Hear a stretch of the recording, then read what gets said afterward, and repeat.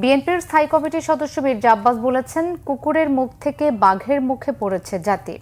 জিন্দাবাদের ভূত ঘাড়ে চেপে বসেছে, নামতে চায় না।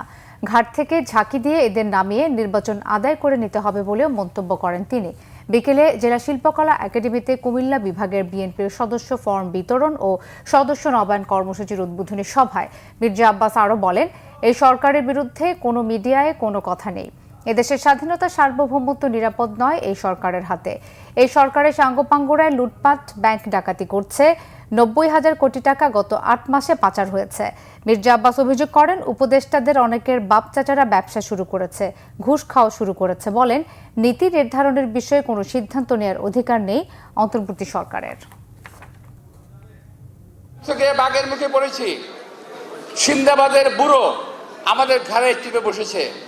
ঘাট থেকে আর নামতে চান না, ওনাকে ঘাট থেকে ঝাঁকে দিয়ে নামাতে হবে।